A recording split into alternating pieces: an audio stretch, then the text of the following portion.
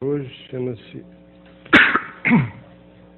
Algumas Noções Topológicas. Ele diz respeito aos tipos de conjuntos que vão surgir como domínios de funções contínuas. Que a topologia é uma parte da matemática que estuda, de um modo geral, a noção de função contínua.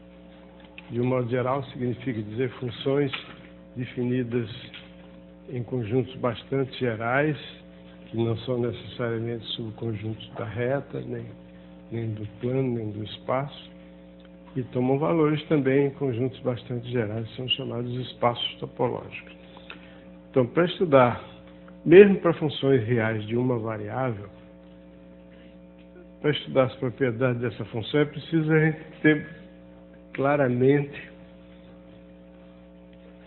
a ideia do domínio da função. Que propriedades tem o domínio da função? Principalmente o domínio.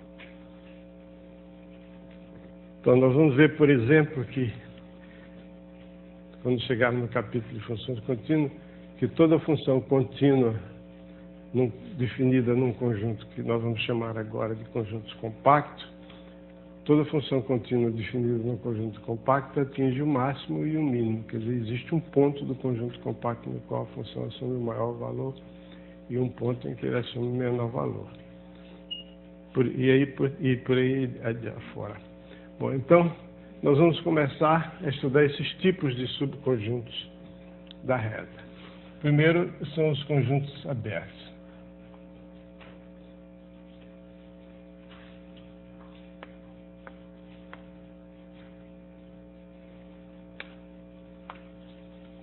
Para definir a noção de conjunto aberto, nós primeiro introduzimos o conceito de ponto interior a um conjunto. Eu tenho um conjunto X de números reais. O ar-condicionado está ligado? É? Pediu para ligar? Beleza. Devia estar ligado há muito tempo.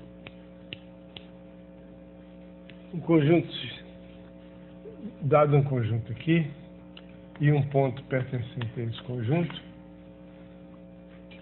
esse ponto se chama um ponto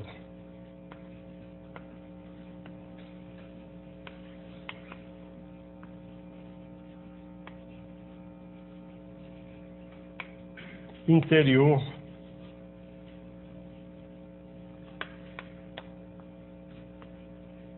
X,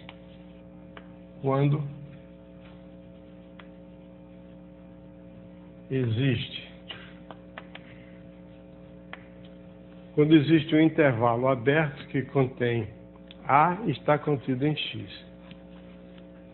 Então a gente diz assim, existe um epsilon maior do que zero, tal que o intervalo A menos epsilon, A mais epsilon, está contido em X. Então, pictoricamente, você tem um conjunto X, que é um subconjunto da reta. Aqui você tem um ponto A pertencente a X. Ele se chama um ponto interior quando existe um intervalo com centro nele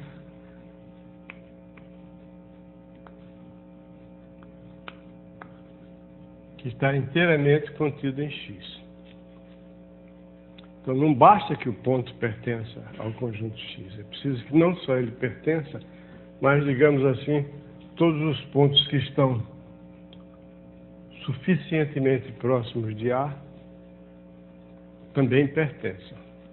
Ou seja, que o ponto A possui uma margem de segurança, que é epsilon. Você pode se mexer de uma distância menor do que epsilon para um lado e para o outro, sem sair do conjunto X. Então, todo ponto... Bom, eu dou exemplos daqui a pouco. Outra definição é a seguinte, um conjunto A da reta chama-se um conjunto aberto quando todo ponto de A é interior. Qualquer ponto pertencente a A é interior a A, evidentemente, fica subentendido.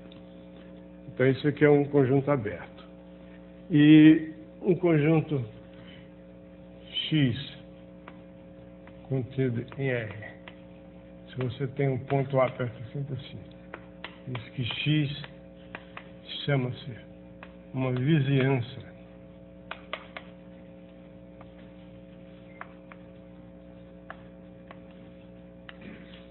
de A quando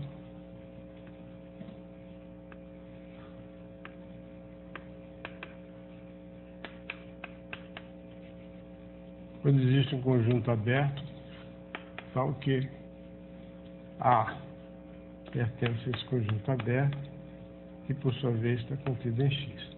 Basta que exista um intervalo aberto. Vamos ver alguns exemplos. O exemplo mais simples, um ponto interior. Então, definindo o ponto interior, tem que dar um exemplo de um ponto que é interior e um ponto que não é interior. Por exemplo, se eu pegar um intervalo, digamos, 1, 2, se eu chamar esse conjunto de X, quer dizer, o intervalo que é fechado à esquerda e aberto à direita, todo ponto, se X está compreendido entre 1 e 2, quer dizer, pertence a X, mas não é 1, então X é interior ao conjunto X.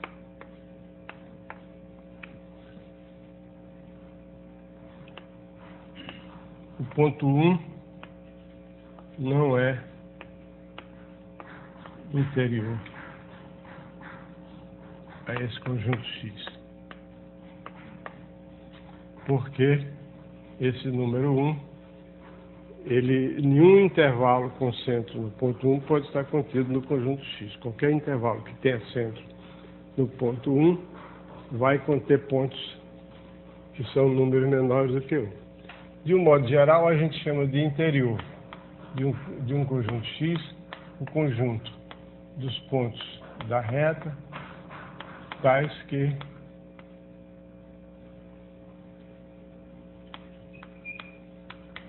são interiores, é a definição mais óbvia possível. Então, esse é o interior de um conjunto. Então, o interior do intervalo 0, 1, 2, que eu tinha posto ali, fechado à esquerda e aberto à direita, é o intervalo 1, 2 aberto. Qualquer intervalo aberto é um conjunto aberto.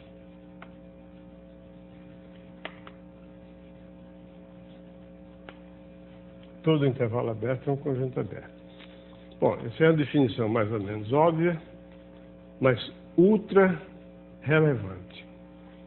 É a base de tudo, por isso que vem no começo, de tudo que a gente vai dizer logo mais.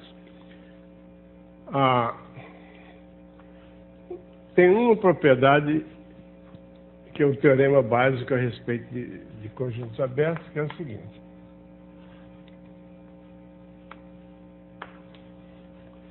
Bom, uma observação que é imediata, o interior de um conjunto é o conjunto dos pontos que são interiores a X. O interior de X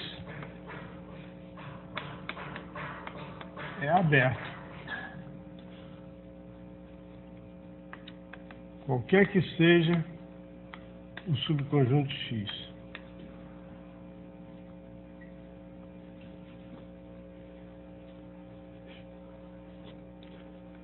Vai sem dizer que o conjunto vazio é aberto.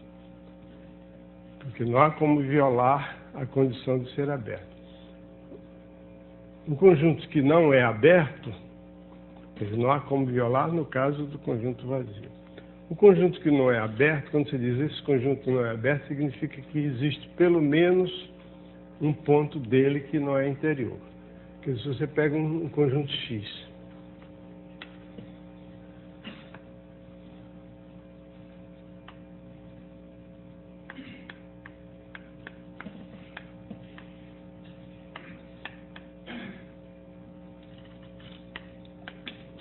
que é que significa dizer que o conjunto X não é aberto? Significa afirmar que existe um X pertencente a X que não é interior a X. Quer dizer, um conjunto não aberto quando ele contém pelo menos um ponto que não é interior. Por exemplo, aquele intervalo que é fechado em 1 e aberto em 2 não é aberto porque o ponto 1 não é interior. Então, o conjunto vazio tem que ser aberto, porque para ele não ser aberto teria que existir algum elemento que não fosse interior a ele. Mas o conjunto vazio não possui elementos, então o conjunto vazio é aberto. Okay? Então, bom, o teorema básico é o seguinte. Primeiro, se A1 e A2 são abertos, então a reunião A1 e reunião A2 é um aberto. A reunião de dois abertos é um aberto. Daí resulta que a reunião de 3 é um aberto, porque a reunião de 3 é a reunião de 2 mais 1. Então, termina sendo a reunião de dois abertos.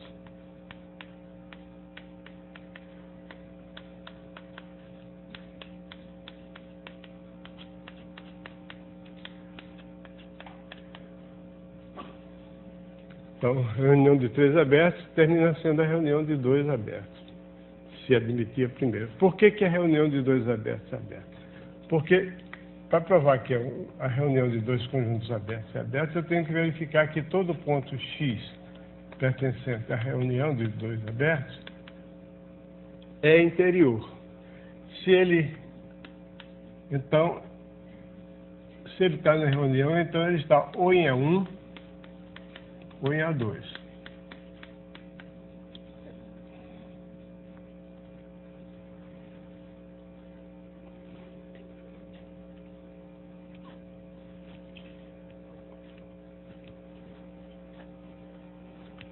Bom, quer ele esteja em A1, quer ele esteja em A2, vai existir um intervalo.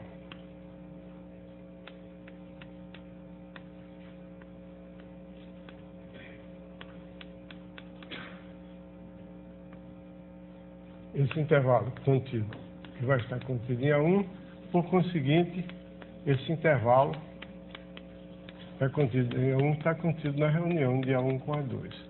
Então, o ponto, se está em A1, ele é interior à reunião. Mesma coisa se estiver em A2. Então, a reunião de 2 abertos é um aberto. Na verdade, a reunião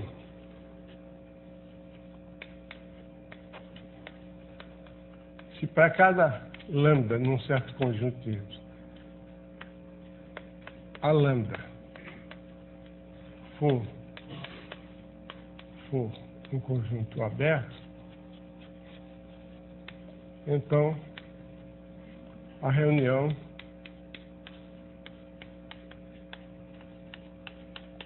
é um aberto. Porque é a mesma coisa. Se você tiver um ponto da reunião dos lambdas, com todos os lambdas em L, não importa se a reunião é finita ou infinita, enumerável ou não enumerável, a reunião de abertos é sempre aberta. Porque se um ponto estiver em A, então significa que ele está em A lambda para algum lambda. Mas se ele está em A lambda é aberto por hipótese, então existe um intervalo com centro X contido em A lambda. Se esse intervalo está contido em A lambda, está contido na reunião, então a reunião é aberta. A segunda propriedade esse A1 e A2 contidos em R são abertos, então a interseção de A1 com A2 é um aberto. A interseção de dois conjuntos abertos é um conjunto aberto. Porque se um ponto, quer dizer, o ponto está na interseção, então ele está em A1 e está em A2. Ele estando em A1, então existe um intervalo x menos epsilon 1, x mais epsilon 1, o intervalo I1 contido no conjunto A1. Mas ele está também em A2, então existe outro intervalo I2, que é x menos epsilon 2, x mais epsilon 2, está contido em A2. Desses dois, um dos dois números, epsilon ou epsilon 2, são números positivos. Um dos dois números é menor do que o outro, ou pelo menos não é maior do que o outro.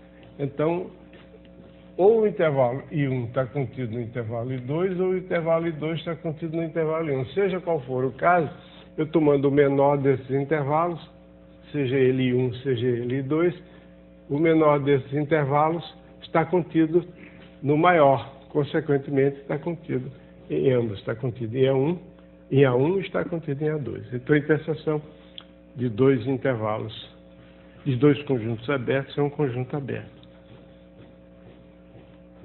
Daí resulta que se A1 e A2, e A3, etc., a N for um número finito de conjuntos abertos, a interseção é um conjunto aberto. É a mesma coisa, porque dado um número finito de intervalos com centro em X, vai ter um deles que tem um raio, digamos, um comprimento menor do que todos os outros. Então, esse está contido em todos os outros. O que não é verdade é que a interseção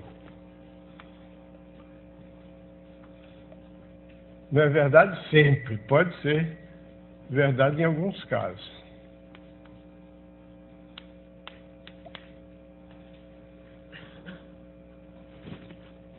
Vou usar um termo, uma linguagem. Roubaram aquele apagador que eu gosto. Um apagador feinho, mas funciona. Esse aqui é bonitinho, mas não resolve.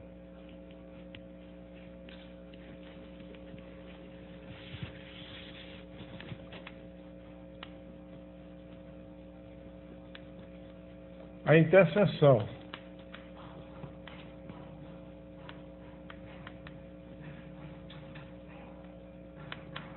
infinita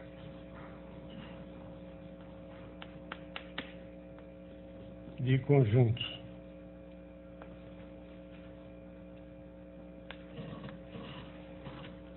abertos pode não ser um conjunto aberto. Uma família infinita significa que você tem,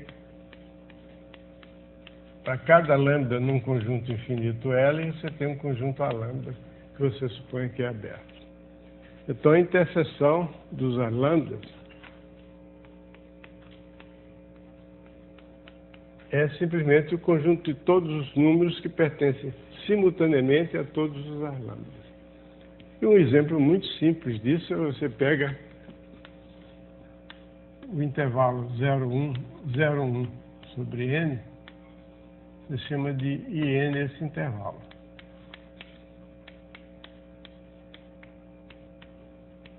É aberto. Então aí você tem uma família infinita de conjuntos abertos. Para todo n, tem uma família infinita, para todo n natural. A interseção, desculpe,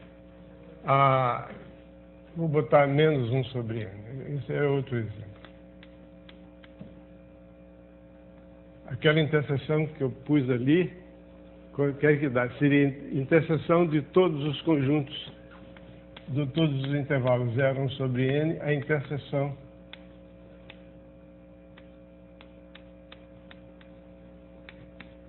o que é isso? Vazio.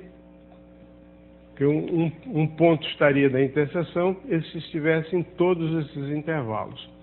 Se ele está nenhum nesse intervalo aqui, é porque ele é um número positivo menor do que 1 sobre n. Se ele está em todos, significa que ele é um número positivo menor do que todos os 1 sobre n. Isso não existe. Então é vazio. Essa é a interseção de uma família infinita de abertos, que por acaso é aberta.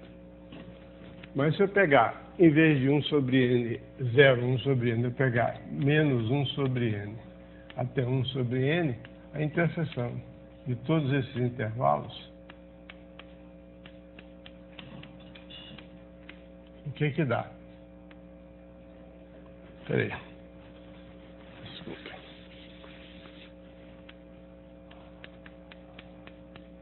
Todos os intervalos, menos 1 sobre n até 1 sobre n. O que é? É o conjunto reduzido ao número 0, ao 0. Pode dizer 0 mesmo. Eu não vou insistir que é um conjunto cujo único elemento é o número 0. É de 0, pronto, está acabado. Mas sabendo o que está falando, né? E que não é um conjunto aberto. Um conjunto, para ser aberto, ou ele é vazio, ou ele contém intervalos. Tem que conter intervalos. Um conjunto aberto que não é vazio, por exemplo, ele é não enumerável, porque ele contém intervalos. Todo ponto é interior, se ele não é vazio, ele tem pelo menos um ponto interior. Se tem um ponto interior, significa que tem um intervalo contido nele. Então, ele é um não enumerável. Então, a interseção de uma família infinita de conjuntos abertos pode não ser um aberto, como é o caso aqui. O conjunto reduzido ao único elemento 0 não é aberto. Muito bem.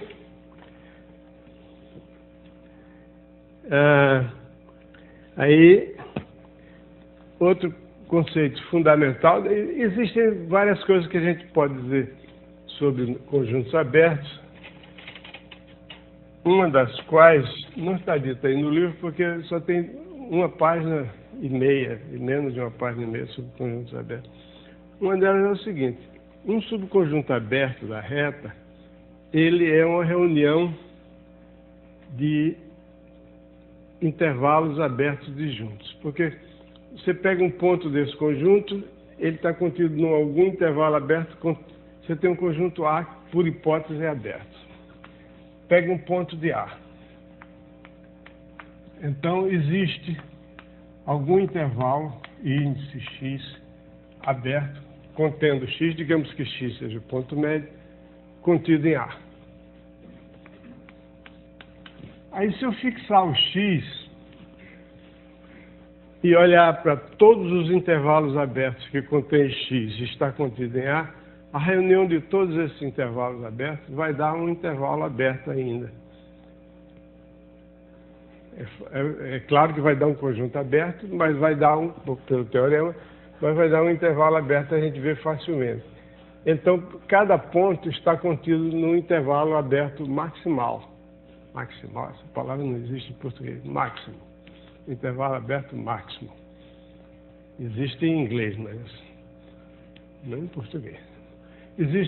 Então, cada ponto está contido no intervalo aberto máximo. Esses intervalos abertos máximos são 2 a 2 disjuntos, porque se tivesse um ponto em comum entre dois intervalos abertos máximos, a reunião desses dois intervalos seria ainda um intervalo, então não seria máximo contido em A. Então, todo conjunto aberto na verdade, não está dito aí, mas ele é uma reunião de intervalos abertos 2 a 2 disjuntos. Mais ainda, essa reunião é uma reunião enumerável. Quer dizer, você não pode ter uma família de intervalos, uma coleção de intervalos, ou de conjuntos abertos, 2 a 2 disjuntos, contidos na reta, que não seja uma reunião enumerável. Não pode ser mais do que enumerável. Por quê? Porque sendo intervalos abertos, cada um deles contém pelo menos um número racional. Os números racionais, veja bem, voltamos. Eu tenho uma coleção de intervalos abertos, 2 a 2 disjuntos, quer dizer, eles não têm parte em comum. Eu digo, essa coleção não pode ser mais do que enumerável, não pode ser não enumerável. Por quê? Porque se eu tomar em cada um desses intervalos um número, escolher para cada um deles um número racional contido nele, eu vou ter uma coleção de números racionais que tem a mesma quantidade, o mesmo número de elementos que a coleção que eu tinha antigamente dos intervalos. Porque eu tomei em cada intervalo um número racional. Se essa minha coleção fosse não enumerável, o conjunto dos números racionais seria não enumerável também. Então, como isso não pode acontecer, resumindo, para complicar a coisa, resumindo, todo conjunto aberto da reta é uma reunião enumerável de intervalos abertos 2 a 2 e juntos. Isso não está dito aqui, mas eu estou dizendo. Não está escrito, mas eu estou dizendo. Bom, agora vamos definir conjuntos fechados.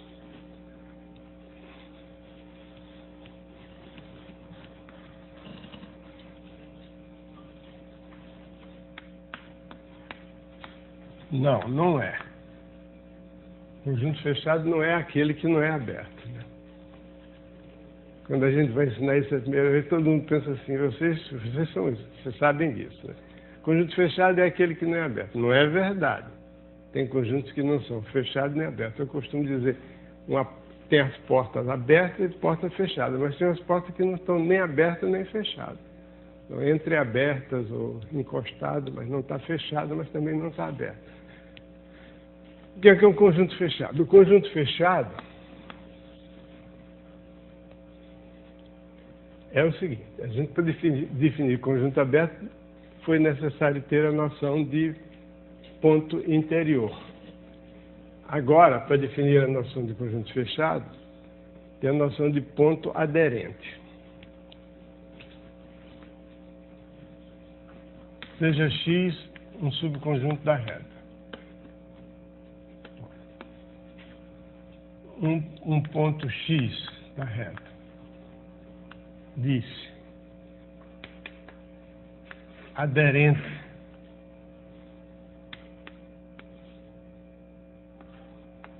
a X quando X é limite de uma sequência de pontos do conjunto X. Aderente a um conjunto significa limite de uma sequência de elementos daquele conjunto.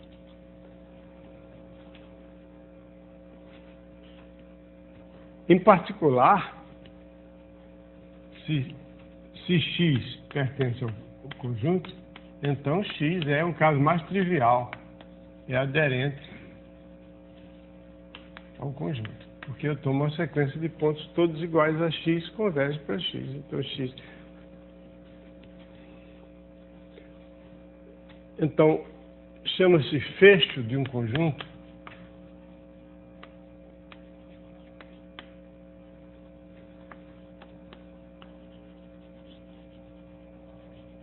é um conjunto representado por X barra de todos os pontos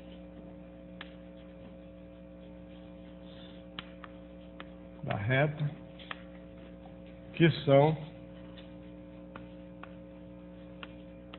aderentes a X. Quer dizer, todo ponto do conjunto X é aderente a esse conjunto, mas nem todo ponto aderente pertence ao conjunto. Por exemplo, se você pega o intervalo aberto AB, A acima de x, intervalo AB, então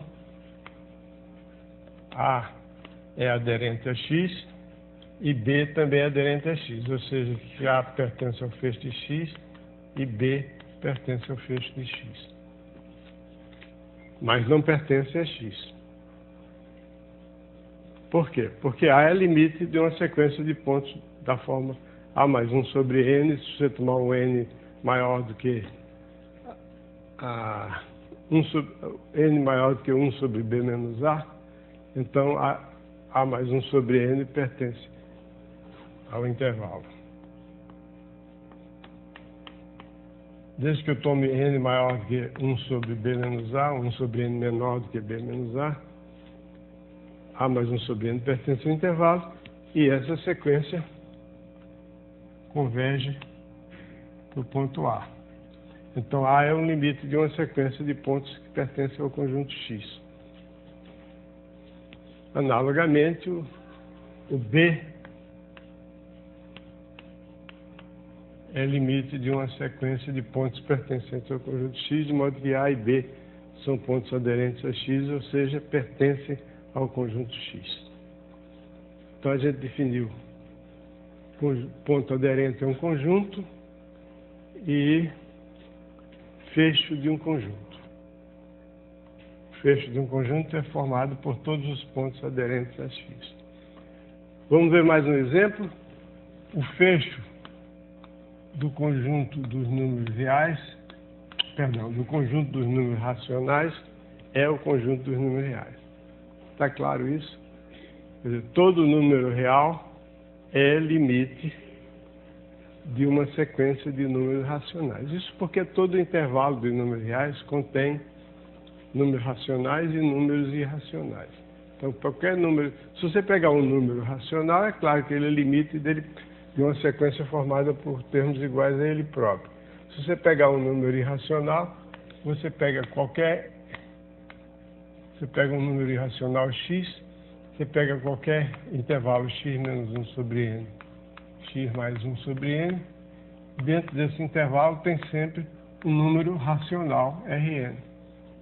Porque todo intervalo não degenerado contém pontos racionais e números irracionais. Então, todo número, seja ele racional ou irracional, é um limite, é limite de uma sequência de números racionais, ok? Por conseguinte, o fecho do conjunto dos números racionais é o conjunto de todos os números reais.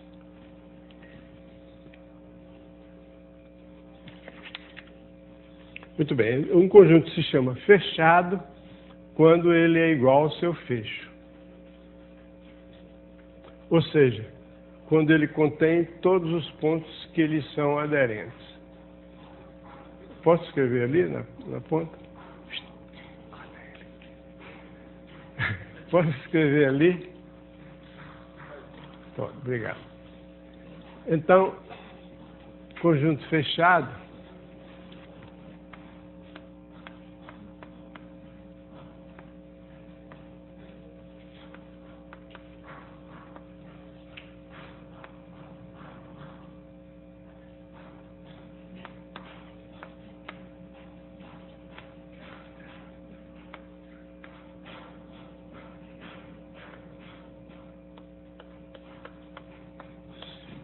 quando ele é igual ao seu fecho, ou seja,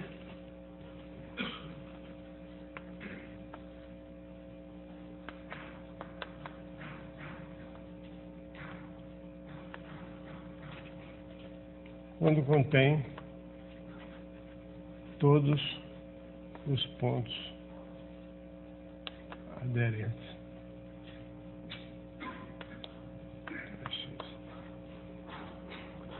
O exemplo mais natural de conjunto fechado é o conjunto formado por um número só. Então, ele é fechado porque ele é o único valor no ponto que é aderente a ele mesmo. Ou um número finito. O intervalo fechado, AB, é um conjunto fechado. O intervalo fechado, A mais infinito, ou menos infinito B também são conjuntos fechados, porque, por exemplo, se você tiver um ponto aderente ao intervalo AB fechado, por exemplo, se você tiver um X pertencente ao fecho, significa que o X vai ser limite de Xn. E esse Xn está no intervalo, portanto é compreendido entre A e B. Então o limite tem que estar compreendido entre A e B, o X tem que estar compreendido entre A e B. Compreendido no sentido amplo, quer dizer, menor do que ou igual a. Então o intervalo fechado é um conjunto fechado. Então esse aqui é um conjunto fechado. Então, essas são as definições básicas. Tem um livro de análise, que aliás é muito bom livro, o livro do Walter Rudin, foi até traduzido para o português, Princípios de Análise Matemática, em que ele tem um capítulo sobre noções topológicas, no qual, numa única página, ele dá todas as definições, aberto, fechado, vizinhança, conexo, desconexo, sei lá, etc. Tudo está numa página só. Tudo. Porque é uma série de noções que a gente tem que aprender, e quanto mais rápido aprender, melhor.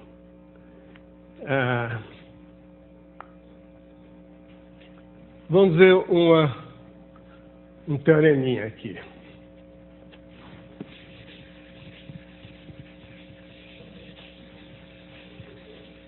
Senhor,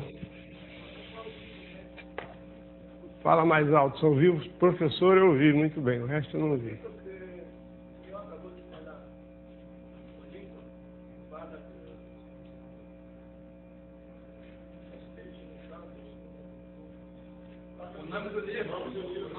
Eu disse.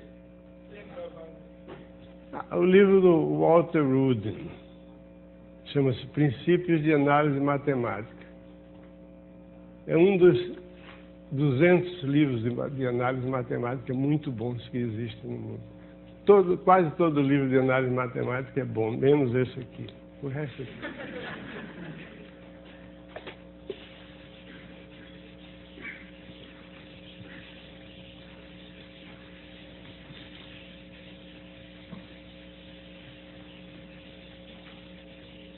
Olha, vocês riram porque vocês estavam pensando que eu estava sendo modesto. Mas acontece o seguinte, que a negação de bom não é ruim, não. A negação de bom significa não é bom, então é ótimo, é excelente, é extraordinário. Tá?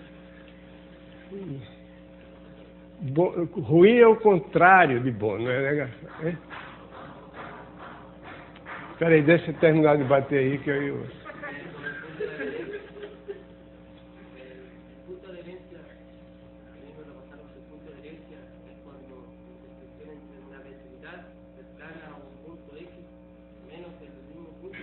Não. Menos não. Não. Vamos falar aqui sobre isso, mas não tem esse menos, não. A definição que está é essa aí. Não tem que menos, nada de menos. Ele falou o seguinte, um ponto é aderente quando ele é limite... Não foi assim que você disse, não, mas eu vou traduzir nessa língua porque eu vou falar nisso agora. É limite de uma sequência de pontos todos diferentes de x. Isso aí é outra coisa. Isso aí chama-se ponto de acumulação. É outra coisa, não é ponto aderente. Ponto aderente é o seguinte, o teorema diz o seguinte,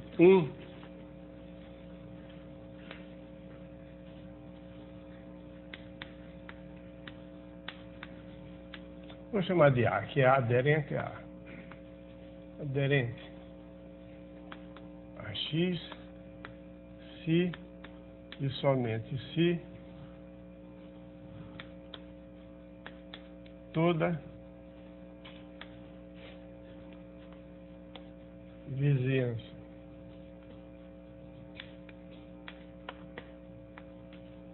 de A contém ponto de X. Ponto X pode ser o próprio A. Não está excluído, não. Daí resulta, em particular, que A, todo A pertencente a X é aderente a X. Então, o que é uma vizinhança de X? Eu já defini, mas talvez vocês não tenham prestado atenção.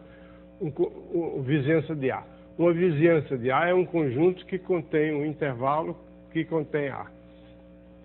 Por que essa definição é diferente? Porque eu não quero me restringir. Eu poderia dizer uma vizinhança de A é simplesmente um intervalo que contém A no seu interior. Quer dizer, um intervalo aberto contendo A. Mas isso aí não é muito bom. Na prática, a gente deve mexer com outras coisas que são maiores. Tudo que contém uma vizinhança é ainda uma vizinhança. Na linguagem comum não é verdade, né? Por exemplo, o Jardim Botânico é uma vizinhança do INPA. O Rio de Janeiro é uma vizinhança do INPA também. Mas aí já fica esquisito, né? Mas em matemática é isso. Tudo que contém uma vizinhança é uma vizinhança. Basta que contenha todos os pontos que estão suficientemente próximos de A. Ok? Uma vizinhança significa um conjunto que contém um aberto que contém A. Se for um aberto contendo A, aí a gente diz uma vizinhança aberta. Bom, olha para essa afirmação, na verdade são duas afirmações. É se e somente se. Quer dizer, se aderente a X,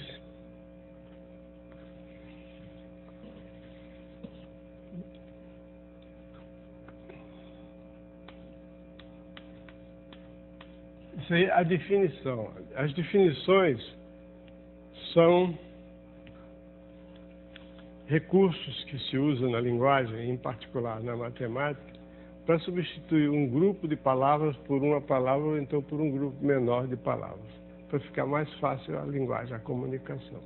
Em vez de dizer um ponto aderente a X, eu digo um ponto pertencente ao feixe de X, escrevo A pertencente ao feixe X. Quer dizer exatamente a mesma coisa. O que quer dizer também que A é limite de uma sequência de pontos pertencentes a X. Todas essas coisas iniciais, esses fatos iniciais de conceitos topológicos, eles se resumem a exprimir a mesma ideia com palavras diferentes, com expressões diferentes, símbolos diferentes, mas querendo dizer a mesma coisa.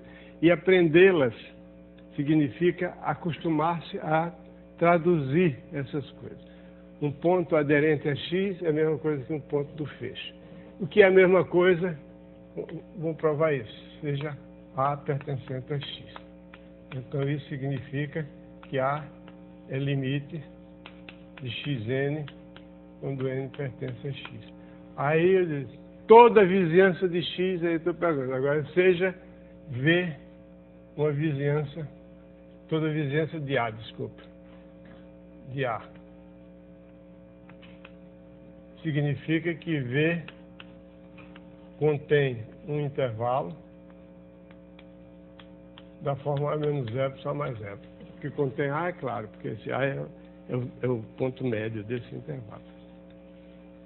Então, por definição de limite, se eu tenho esse intervalo contendo A, então existe um N0,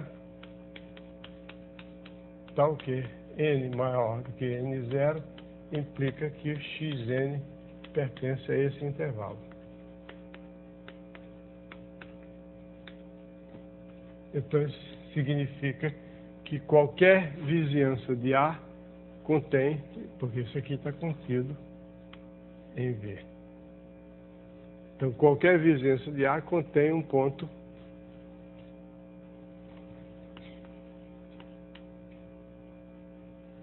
eu esqueci de escrever aqui, né? Xn pertencente a X.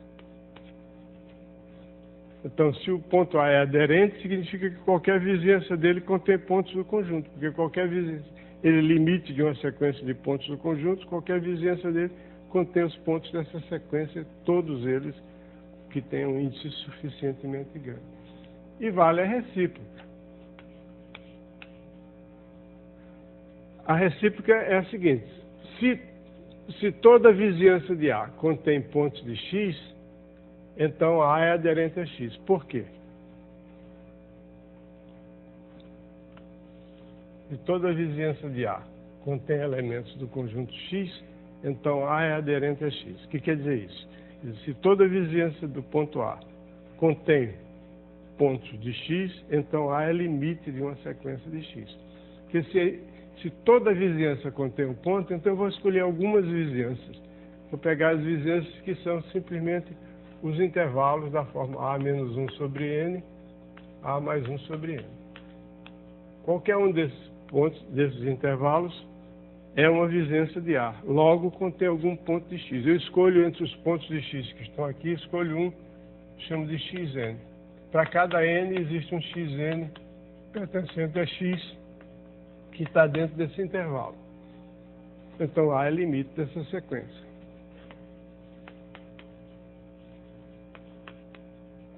Então A é limite de Xn. Então, um ponto é, portanto, A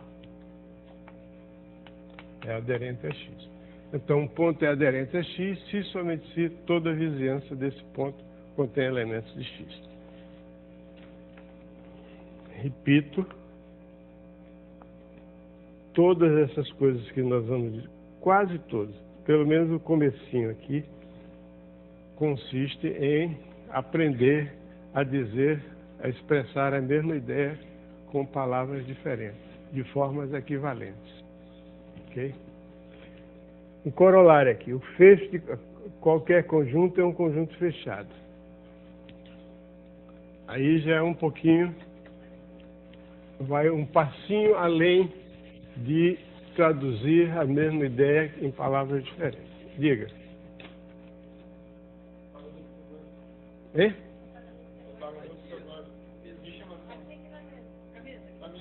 Ah! Apareceu agora, né? Por que vocês não notaram? Tanta gente, ninguém viu isso. Porque eu estava de costas, né? A maior parte do tempo. Isso prova que isso é um defeito grande do professor. Ficar de costas para a turma e de frente para o quadro. Obrigado a vocês. Bom, a corolário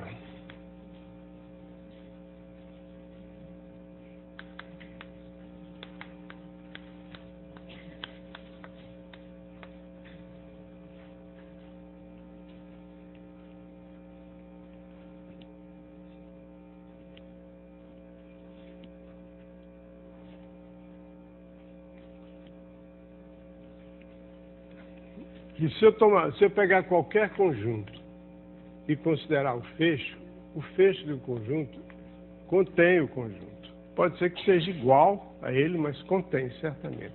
Todo conjunto está contido no seu fecho.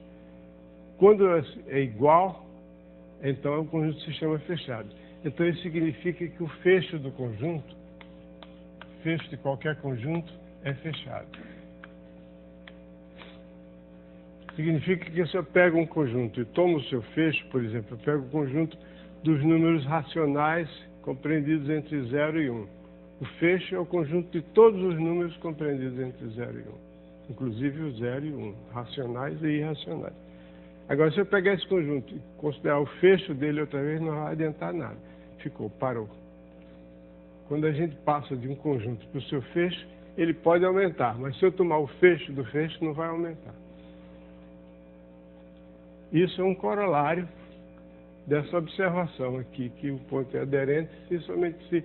Então é claro que o fecho de qualquer conjunto está contido no conjunto, então o fecho de qualquer conjunto contém o conjunto, então vale isso. Isso aí é óbvio. Agora eu quero provar que isso está...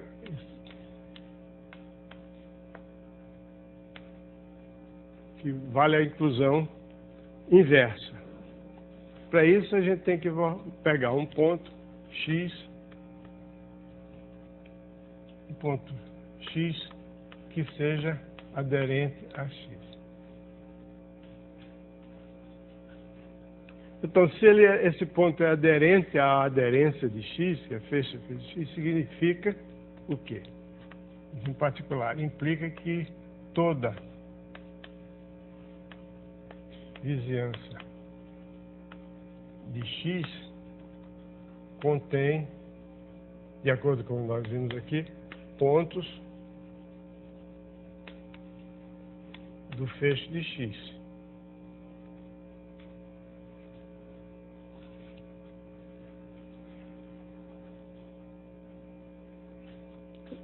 Então eu tenho x, é uma pena a gente não está no plano, está na reta, as figuras ficam mais difíceis de enxergar. Senão eu fazia uma figurinha aqui, eu faria assim, você tem um x, pega uma vizinhança, e tem pontos de x maiúsculo, mas você pega um ponto de x maiúsculo, isso aqui também é uma vizinhança dele, então contém pontos de x. Bom, mas vamos lá. Só tem uma dimensão, acabou. Toda vizinhança de x contém pontos do x barra. Mas essa, se você, então, seja V uma vizinhança de x. Existe um x barra, pertence ao x barra, contido em V. Tá certo? É isso que estou apenas repetindo o que está dito aqui. Toda vizinhança contém de x, então qualquer vizinhança contém um ponto que está em x barra. Então, mas esse V é uma vizinhança de x.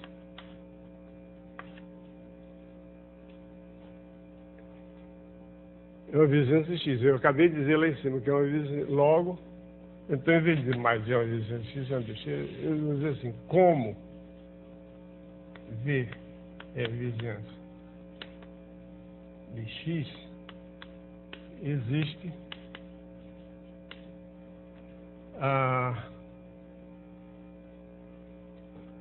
de x barra, desculpe. O meu vizinhança de x barra, e x barra pertence ao feixe de x, então existe um ponto y pertencente a x, tal, que está em V. Assim,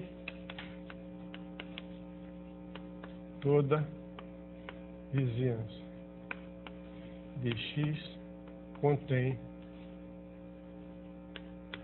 algum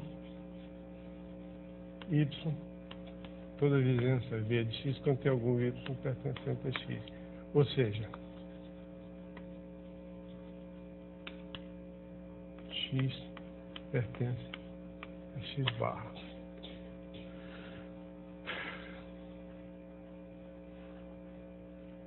Ok? Pelo silêncio sepulcral que eu estou escutando, eu acho que não fui bastante convincente. Vou repetir. Veja bem. O que eu quero provar é isso aqui.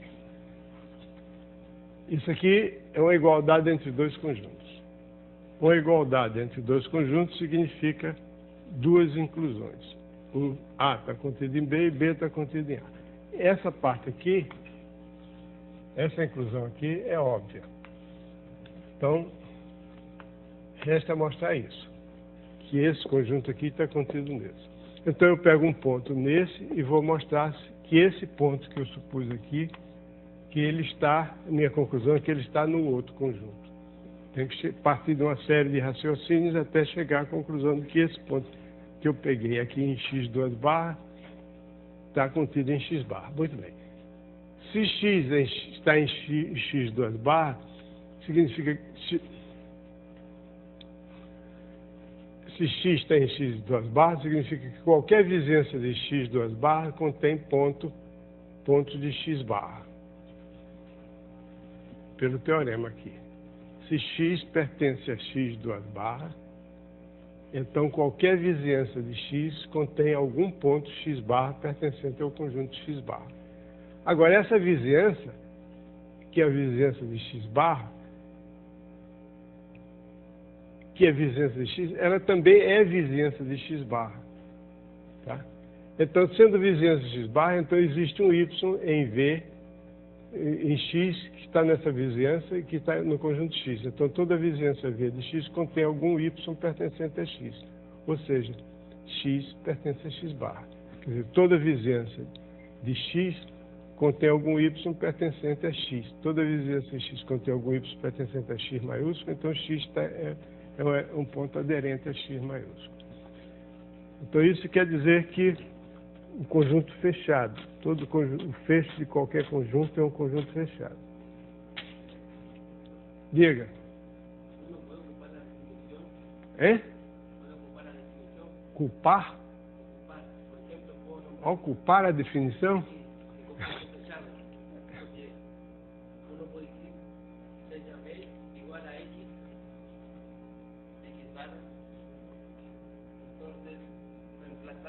V igual a x barra? Não. X barra pode não conter nenhum aberto. Vizinhança de um conjunto, uma vizinhança de um ponto é um conjunto que contém um intervalo contendo um ponto. E x barra pode não conter nenhum intervalo. Você tem que se ater à definição. Uma vizinhança significa um conjunto que contém um aberto contendo um ponto. X barra não contém necessariamente. Você pega x como sendo um conjunto formado por um elemento só, por exemplo. X barra é o próprio x.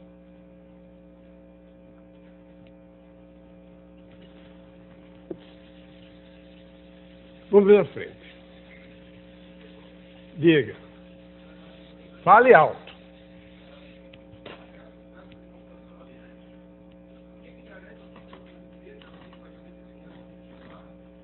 Cadê você? Quem garante o quê? É. Não, tem que conter um aberto contendo x. Mas então, sim, eu posso tomar uma vizinhança aberta. Tá bom. É verdade. A ragione. Eu vivo assistindo essa novela da...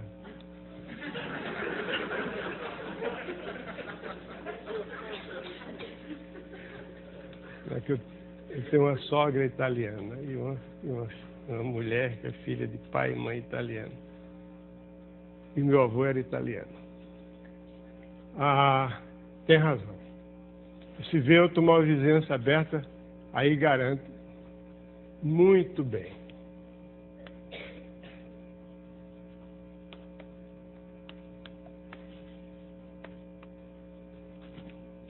Aí ela é a vizinhança de qualquer um dos seus pontos. Muito bem, continuo fazendo boas observações, sempre que puder. Bom, o que mais? Sim, tem as coisas seguintes. A reunião de dois conjuntos fechados é um conjunto fechado. Não, antes disso vamos ver um negócio mais simples. Assim. F contido em R é fechado se somente se R menos F é aberto.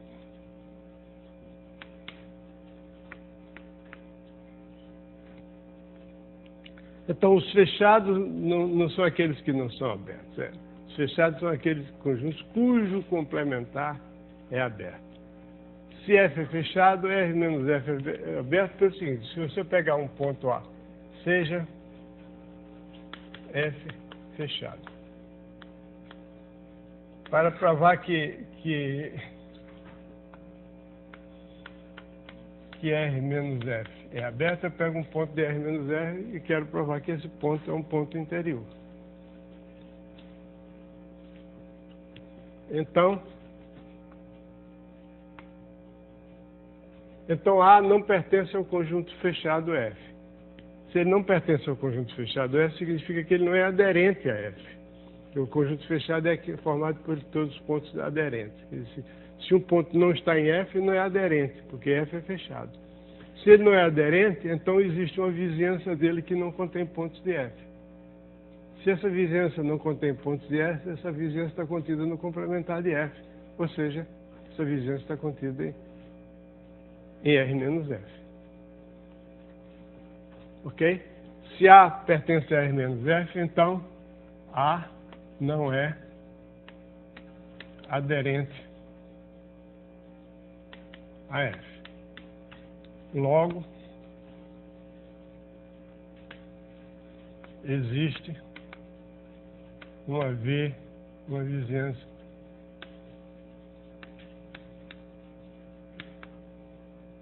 de A, a vizinhança V do conjunto A, desprovida de pontos de F, ou seja, V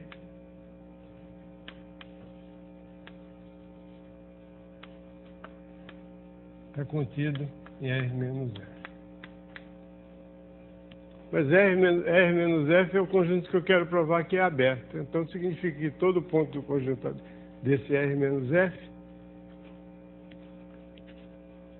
tem uma vizinhança contida em R menos F. Logo, R menos F é aberto. Okay? Complementar de um fechado é aberto. A recíproca se prova do mesmo jeito. Se R menos F é aberto, então F é fechado, porque se eu pegar um ponto de F, como é que é?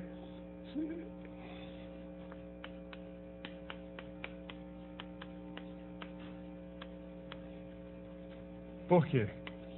O que é um conjunto fechado? Um conjunto fechado é aquele que é igual à sua aderência. Então significa que se um ponto está nele, se um ponto A pertence a R menos F, significa que A não pertence a F, significa que existe uma vizinhança de A sem pontos de F. Ou seja, uma vizinhança V de A, essa vizinhança está contida em R menos F.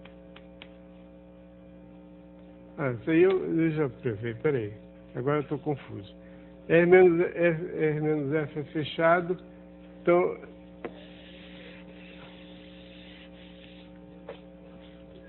se R menos F é fechado, eu quero provar que A é aberto. Que F é... Não, R menos F é aberto.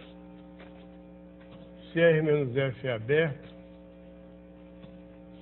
bom. Desculpem, estou pensando no final. Eu tenho pensado que dar esse capítulo todo na aula, estou vendo que não vai dar. Bom, supõe a hipótese agora é a seguinte. Hipótese, para não confundir. Seja R menos F aberto. Ok? Hipótese é essa. Hipótese, então, tem que botar F. Ou seja, a hipótese é que R menos F é aberto. E quero provar que F é fechado.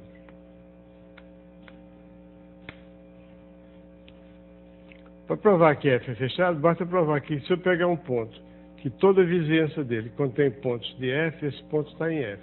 Esse ponto é aderente a F, ele está em F. Mas se toda a vizinhança está em F, significa que esse ponto não está em Rn menos F. Porque se esse ponto estivesse em Rn menos F, provar que seja A tal que toda vizinhança de A contém pontos de F. Ok? Ou seja, há um ponto aderente a F. Quero provar que ele está em F. Bom, se toda vizinhança que tem pertence a F, então A pertence a Toda vizinhança.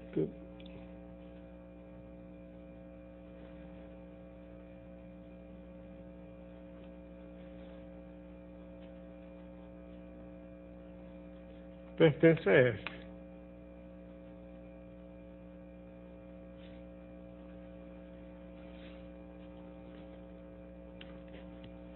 Ok, pronto. Então A pertence a F. Por quê? Porque se não pertencesse a F, existia uma vizinhança dele. Você tem um conjunto que é fechado. Agora eu vou desenhar ele aqui. Se o ponto não está aqui, existe uma vizinhança dele que não tem pontos dele. Ok? Então ele pertence necessariamente a F. Logo, F é fechado.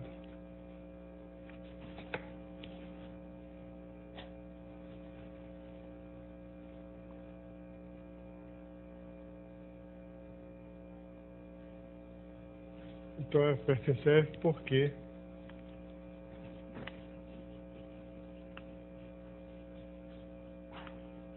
do contrário, agora eu vou escrever com mais detalhe. Como R menos F é aberto, existiria, não dá para escrever ali.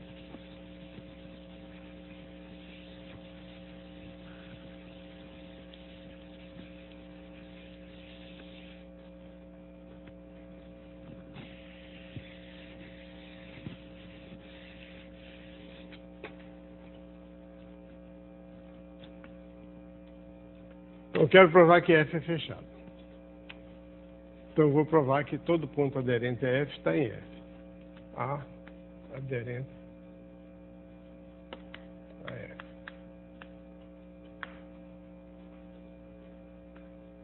Se A pertencente a R menos F, haveria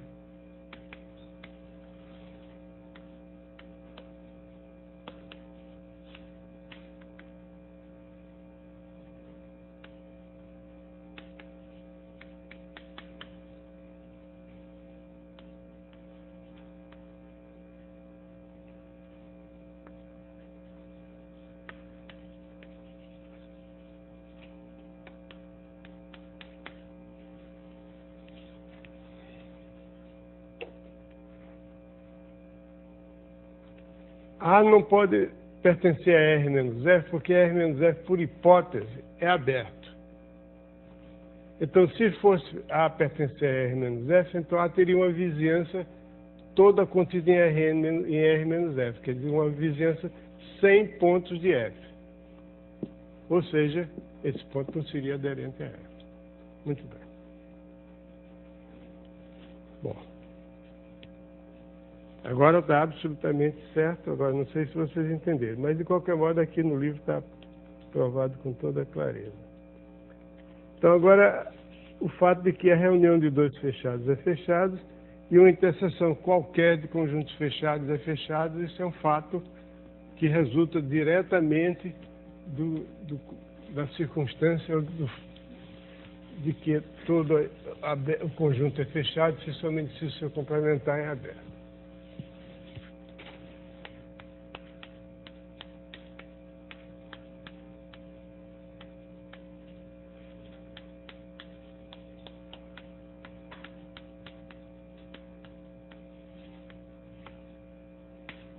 A reunião de dois conjuntos fechados é um conjunto fechado. Demonstração. F1 e F2 fechado significa que R menos F1 e R menos F2 são abertos. Isso? Como R menos 1 e R menos F2 são abertos, a reunião, a interseção é aberta. A interseção de dois abertos é aberta. Mas a interseção dos complementares é o complementar da reunião.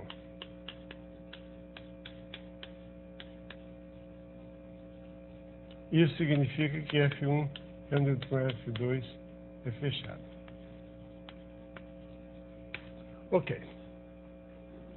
Então a reunião de 2 fechados é fechada, a reunião de 3 fechados é fechada, etc. Mas a reunião de um número infinito de fechados pode não ser fechada. Porque se é uma reunião qualquer de fechados fosse fechada, todo o conjunto era fechado. Porque todo conjunto é a reunião dos seus pontos. Como existem conjuntos que não são fechados, existem reuniões de conjuntos fechados que não são fechados, que os pontos são conjuntos fechados. Todo conjunto é a reunião de seus pontos. Seus pontos são conjuntos fechados. Então, não é verdade que a reunião infinita de fechados seja fechada sempre. Pode ser fechado. Claro, existem conjuntos fechados. E agora, se cada F lambda, onde lambda varia em L, é fechado, então a interseção de uma família qualquer é fechada. É porque cada F lambda é fechado, então o seu complementar é aberto, a reunião dos complementares é aberta e o complementar da reunião é a reunião dos...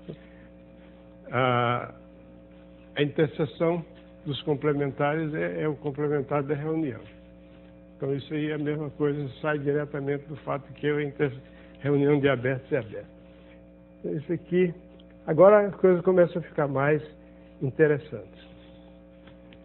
Essa parte inicial é meio de aprender a linguagem, basicamente. Agora nós vamos começar a raciocinar mais um pouco matematicamente.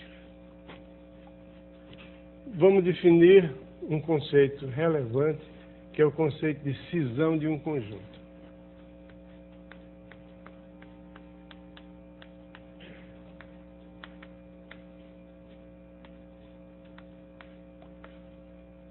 A cisão de um conjunto é a expressão desse conjunto como reunião de 2 subconjuntos com a seguinte propriedade.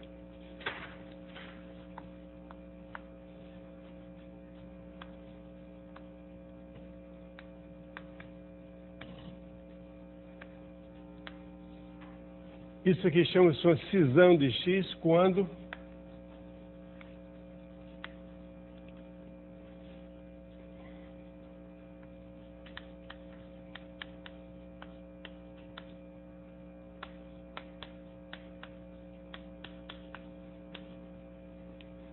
vale isso aí.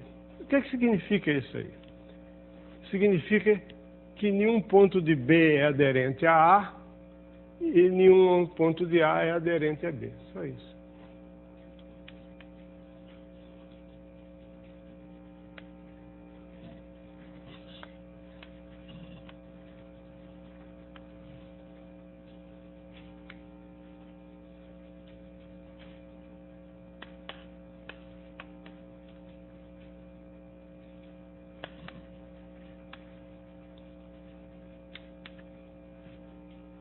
Quer dizer, nenhum ponto de um desses conjuntos é aderente ao outro conjunto. E se você tem, por exemplo, pega 2 intervalos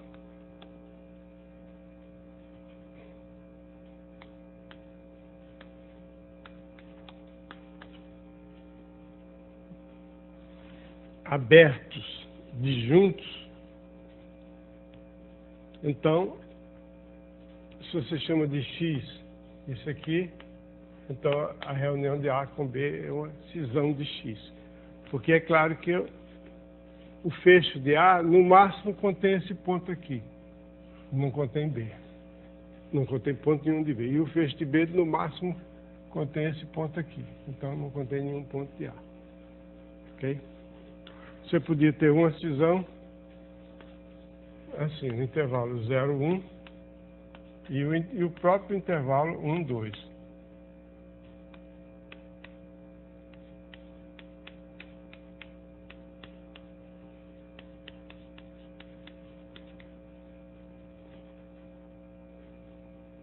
Isso é uma cisão. Isso é uma cisão porque o fecho do intervalo aberto 0,1 contém no máximo... Contém no máximo, não é. O fecho do intervalo aberto 0,1 é o intervalo fechado 0,1. E o fecho do intervalo aberto 1,2 é o intervalo fechado 1,2. E é claro que o intervalo fechado 0,1 não contém nenhum ponto do intervalo aberto 1,2. Porque o 1 não está no intervalo aberto 1,2. Então isso aí é uma cisão. Okay? Se você escrever, por exemplo, a reta menos o zero é igual ao intervalo menos infinito 0 reunido com o intervalo 0 mais infinito. Isso é uma cisão. Já se você escrever, por exemplo, o intervalo 1, 2, como sendo a reunião do intervalo 1, 3, por exemplo, 1, 2, reunido com 2, 3, isso aqui não é uma cisão. Porque embora os dois sejam disjuntos, é claro, quando você tem uma cisão, os dois conjuntos A e B são disjuntos, mas eles são mais do que disjuntos. Nenhum deles contém um ponto qualquer que seja aderente ao outro. Isso aqui não é cisão, porque 2 é aderente. Isso aqui é A, o ponto 2 pertence ao A e é aderente ao conjunto B. A, interseção D, é o 2. Então não é uma cisão. Ok? Muito bem. Uma cisão se chama trivial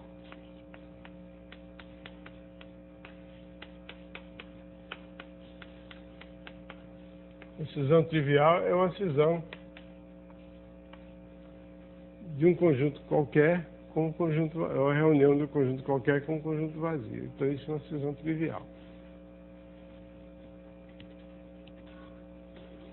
Então agora tem um teoreminha aí que é um teorema que vai se tornar útil no futuro. No momento todos esses teoremas que nós vamos ver aqui nos deixam com a sensação de insegurança no seguinte sentido: para que é que eu vou usar isso? Para que serve isso? Só vai saber mais tarde, é aquela história. Professor, para que serve isso? Só vai saber mais tarde. Então o teorema é o seguinte: o intervalo da reta só admite a cisão trivial.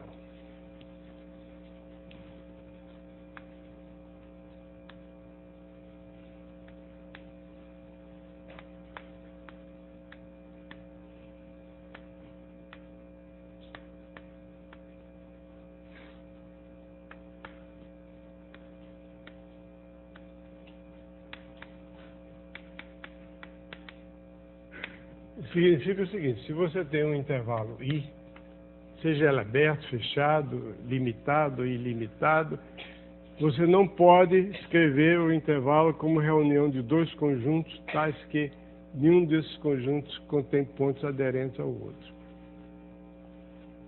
Então o intervalo da reta só admite uma cisão trivial. Mais tarde, não, isso está dizendo que todo intervalo da reta é conexo, que mais tarde significa, no curso de análise no RN, quando a gente for estudar a topologia do subconjunto do plano, do espaço a 3 dimensões ou mais do espaço a n dimensões, existe a noção de conjunto conexo. O conjunto conexo é aquele que não pode ser escrito como reunião de dois conjuntos, não pode admitir cisão não trivial, não pode separar ele em dois pedaços. A primeira pessoa que chamou a atenção para dessa noção de conjunto conexo, nesse sentido, foi um matemático francês chamado Camille Jordan, que chamava conjunto de um só pedaço.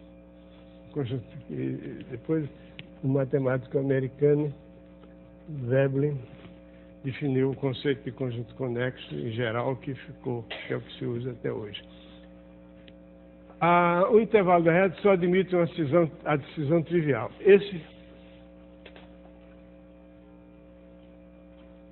Esse fato, que é um fato enunciado em termos negativos, ele tem uma interpretação positiva. Quer dizer o seguinte: se você escrever um intervalo como reunião, de dois conjuntos disjuntos, um deles existe um ponto de um deles que é aderente ao outro, existe um ponto de um deles que é aderente ao outro. Então você tem existência de pontos que você pode utilizar isso em certas demonstrações. Quer dizer, bom, o intervalo só admite. Então suponha que você tenha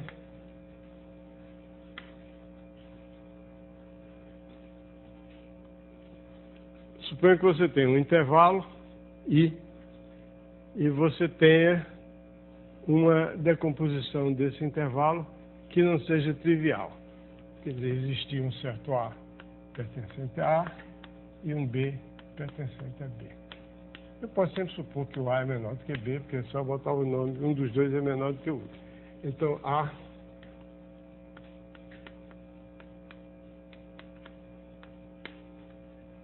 Então, suponha que eu escrevo o intervalo, decomponho o intervalo como reunião de duas partes, A e B, disjuntas e não vazias. Então, afirmo o seguinte, que isso aqui, algum desses conjuntos contém um ponto aderente ao outro. Então, isso não é uma cisão.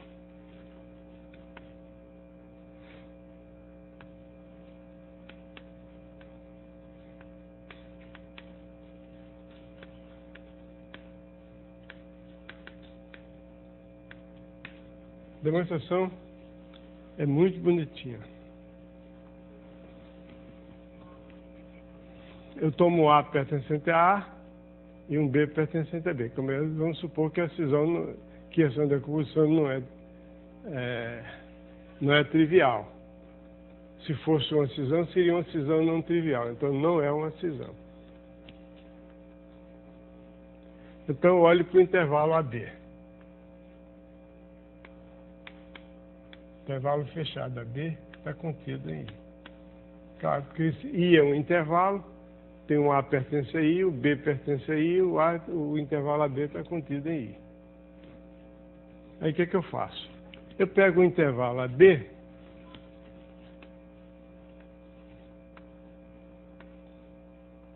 e divido exatamente ao meio.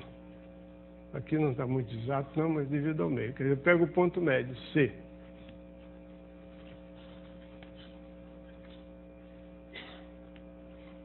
Então, esse intervalo AB, estando contido em I, o C pertence a I. Então, o C pertence a A ou C pertence a B, porque I é a reunião de A com B.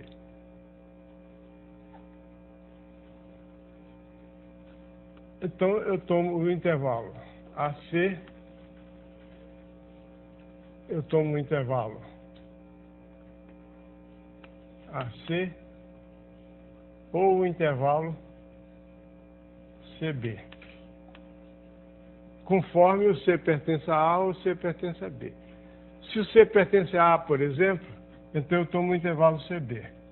Se o C pertence a B, eu tomo o intervalo AC. Então, não, é o contrário. É o contrário.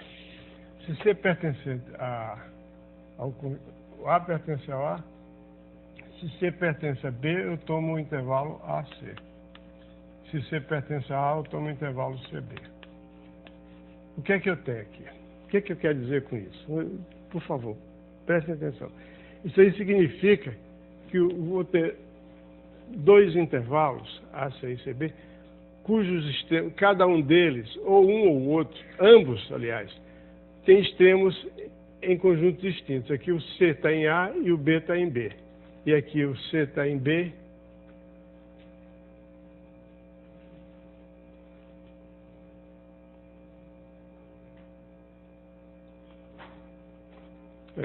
eu estava certo antes. Eu quero formar dois intervalos de tal modo que eles tenham extremidades pertencentes a conjuntos distintos, ou A ou a B.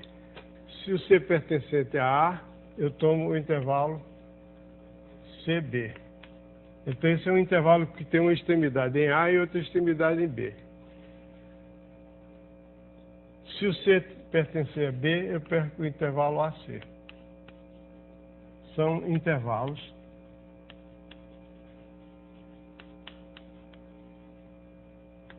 com extremidades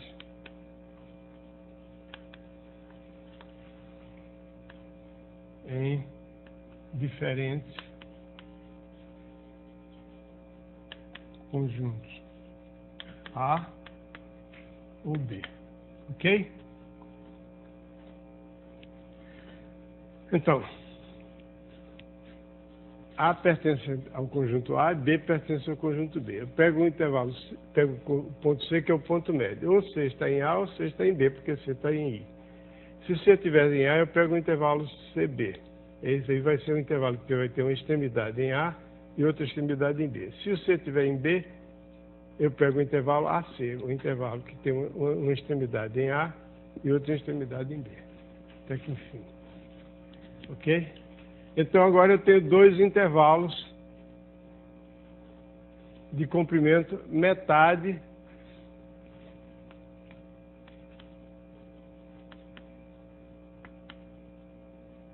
intervalo cujo comprimento é metade do intervalo original, AB.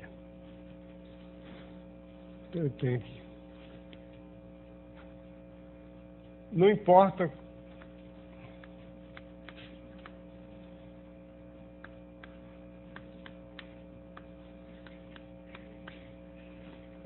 digamos que o C está em A, então isso aqui eu vou chamar isso aqui de I1. Se o C estiver em B é a mesma coisa, eu chamo aquele lá de I1. De qualquer modo, eu vou ter um intervalo cujo comprimento é a metade do intervalo anterior e que tem uma extremidade em A e outra em B. Aí faço a mesma coisa aqui. Por exemplo, digamos que isso aqui é o intervalo que eu escolhi, porque o C está em A e o B eu escolhi, não, tem que ficar determinado pela situação. Então, esse intervalo aqui, eu tomo o ponto médio. Aí eu vou ter um intervalo dividido em duas partes. E você tem que perguntar das duas partes, aquela que tem extremidades em dois conjuntos diferentes. Uma extremidade no A, outra B. Eu tomo, conforme o D esteja em A ou em B, se tiver em B, eu pego essa parte aqui. Se tiver em A, eu pego a parte de lá. Então, eu vou ter um intervalo de 2. Então, eu vou ter uma sequência de intervalos encaixados. Cada um mede a metade da medida do anterior. E com a seguinte propriedade. Todos esses intervalos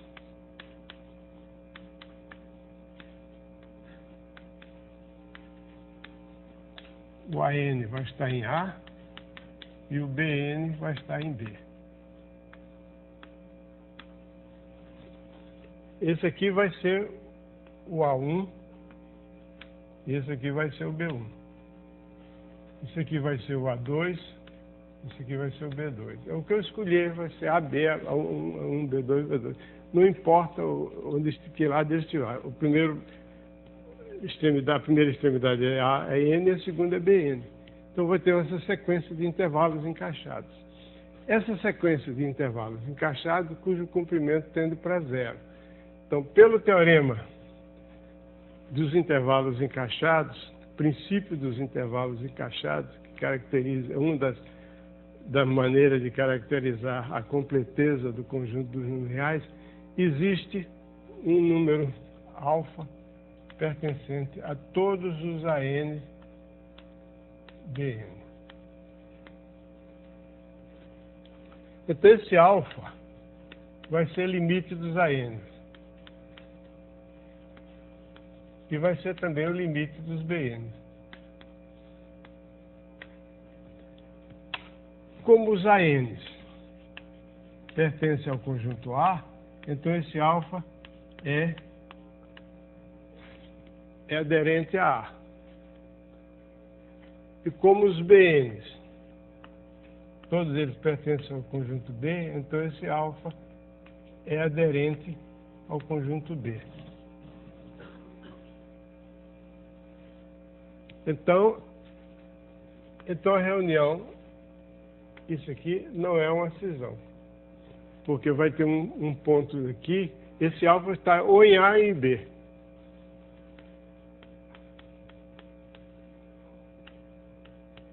Por quê? Porque o alfa, naturalmente, pertencente a todos os AN, ele está dentro daquele intervalo inicial, a B. Por conseguinte, está dentro do intervalo original, I. Consequentemente, ele está...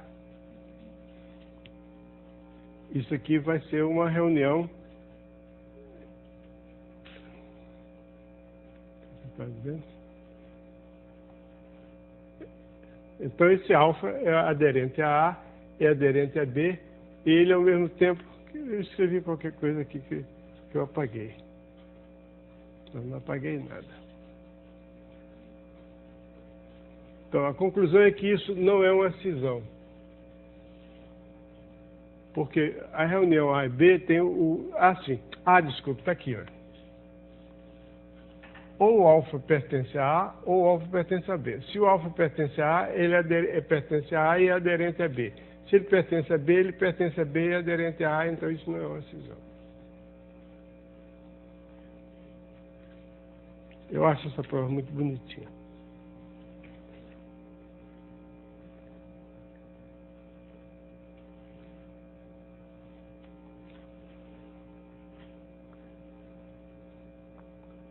Alguém tem alguma dúvida sobre a prova? Quer que eu repita? Ou só vai piorar? Entendeu? Você. Eu estava perguntando de camisa vermelha. Entendeu? Você tem alguma objeção? Não. As pessoas que costumam apresentar objeções, por favor. Querem que eu repita? Não. Ou sim? Alguém quer que eu repita? Bom, então todo mundo entendeu o que é uma cisão e que não é possível fazer uma cisão não trivial de um intervalo.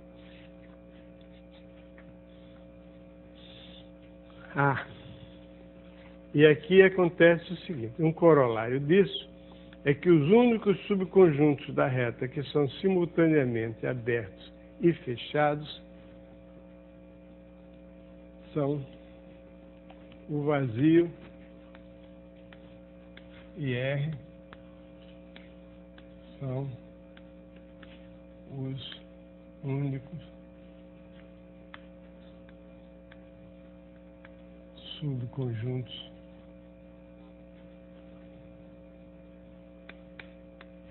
de R que são simultaneamente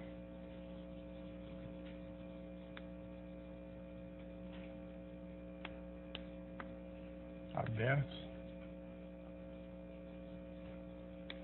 e fechados.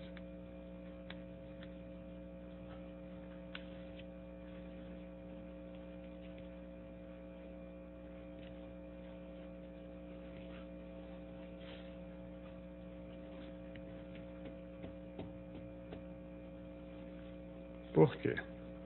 Porque se tivesse um conjunto qualquer que fosse aberto e fechado, se você tivesse um A que fosse aberto e fechado ao mesmo tempo,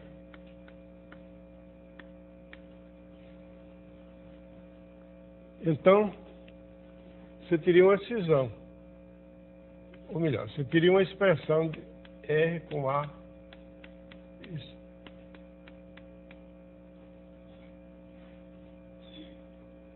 Mas aí a reta é um intervalo. E isso, a cisão, teria que ser uma cisão trivial. Então, se é uma cisão trivial, significa que ou esse é vazio, ou esse aqui é vazio. Okay? Por que isso é uma cisão? Porque se ele é aberto e fechado simultaneamente, então o complementar dele é fechado, e como isso aqui é uma reunião disjunta, nenhum elemento aqui podia ser pertencer aqui. Um elemento não pode pertencer a A e ao complementar de A ao mesmo tempo. Então, ele não pode ser... se ele for aberto, isso aqui é fechado. Então, ele não pertencente a A não pode ser aderente. Então, isso seria uma cisão necessariamente trivial. Ok? Bom, então...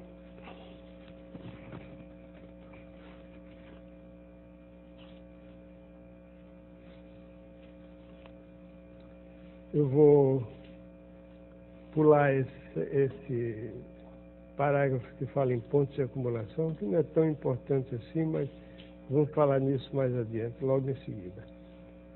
Vou falar em conjuntos compactos.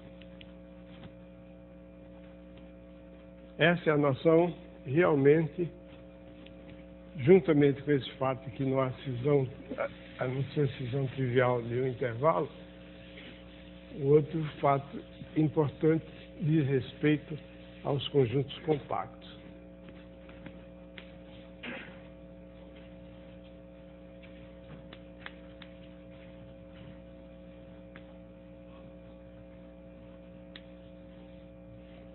O que é um conjunto compacto?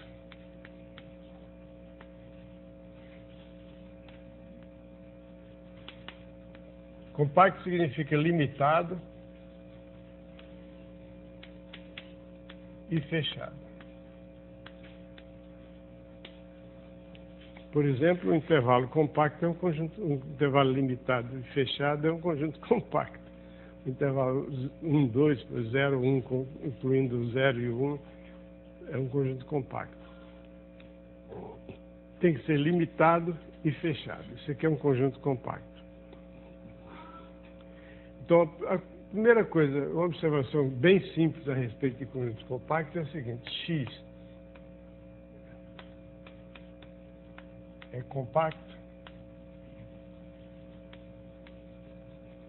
se somente se toda sequência de pontos de X possui uma subsequência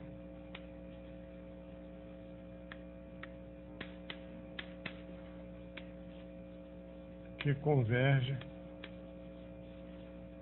para um ponto de X. Toda sequência de pontos de X possui uma subsequência que converge para um ponto de X.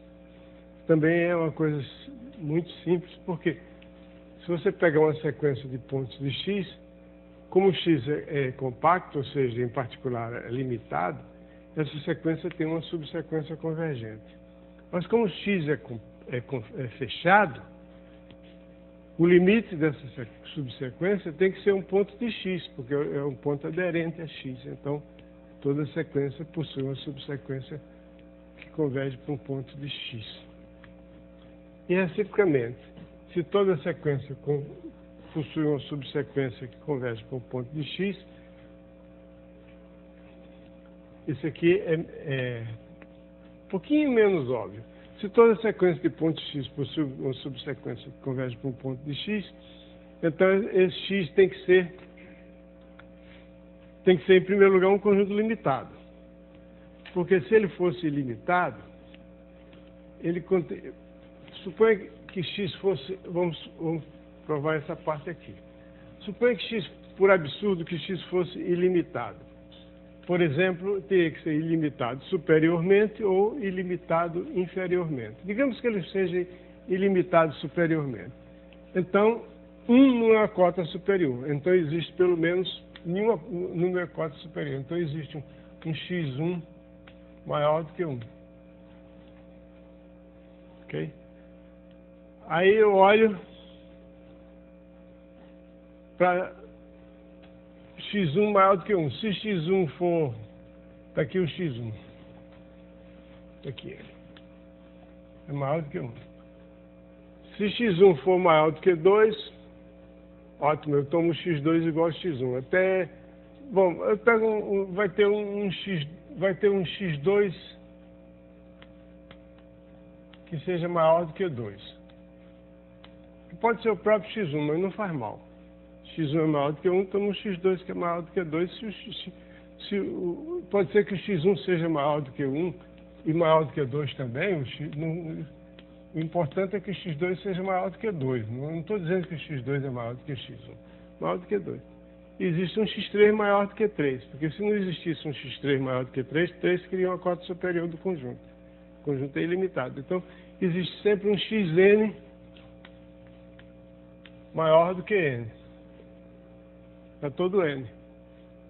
Isso é uma sequência que não tem subsequência convergente. Se xn é maior do que n, qualquer subsequência é ilimitada. Qualquer subsequência, o xnk é maior do que o nk. Então é ilimitado. Então não tem subsequência convergente, pois essa sequência não é uma sequência de pontos em x que não tem subsequência convergente, simplesmente porque não tem subsequência limitada.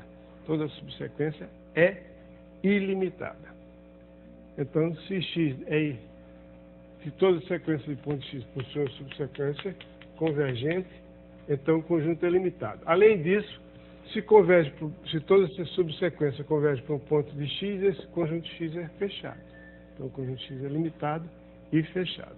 Então isso aqui é um conjunto compacto. Agora,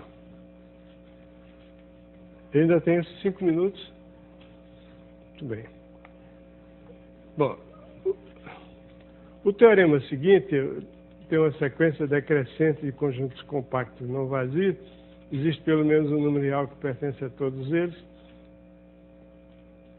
Também é imediato, mas tem um teorema aqui que é fundamental, que é o chamado teorema de Borel-Lebesgue. Eu vou falar sobre ele e vou demonstrar na próxima aula, porque não vai dar tempo agora, estamos no fim da aula. O teorema de Borel-Lebesgue diz respeito a coberturas. Então, esse é um conceito que eu quero falar agora para dar a vocês a chance de pensar sobre esse assunto no fim de semana.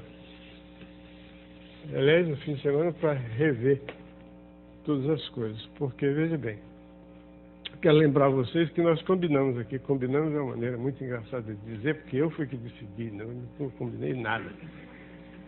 Que o curso é o livro. E que eu apenas sou um cara que diz umas coisas a respeito do livro. Mas que vocês têm que aprender. Porque a gente aprende matemática, não aprende com ninguém. A gente aprende com nós mesmos. Então a maneira de aprender é ler. Ler livros, ler artigos, ler trabalho, ler. E aprender a ler. Aprender a ler matemática. Então vocês têm que se habituar a ler. Muito bem. Então o que é uma cobertura? A cobertura de um conjunto é uma coleção. Você tem uma família de conjuntos. Uma família de conjuntos significa que você tem um conjunto de índices e para cada índice desse conjunto você tem um conjunto C lambda. Então, toda vez que você tem uma família de conjuntos cuja reunião contém X, isso é o que se chama uma cobertura do conjunto X. Ok? Por exemplo, você pode fazer uma cobertura do conjunto dos números naturais, tomando para cada número natural o C1, o intervalo que vai do menos 1/2 até 1/2, depois o C2, o intervalo que vai de 1,5 até 2,5 e assim por diante. Quer dizer, você cobriu cada elemento do conjunto por um conjunto C lambda. Esses C lambda não precisam ser disjuntos, podem ter pontos em comum, etc. Isso é uma cobertura. Uma cobertura aberta é quando todos os C lambdas são conjuntos abertos. Então o X está contido numa reunião de conjuntos abertos. E uma subcobertura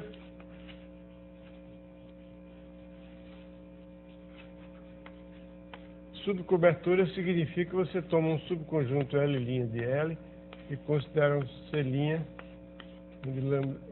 C lambda', onde lambda' pertence a L', de tal modo que a união do C lambda', ainda contém X. Então, isso aqui é uma subcobertura.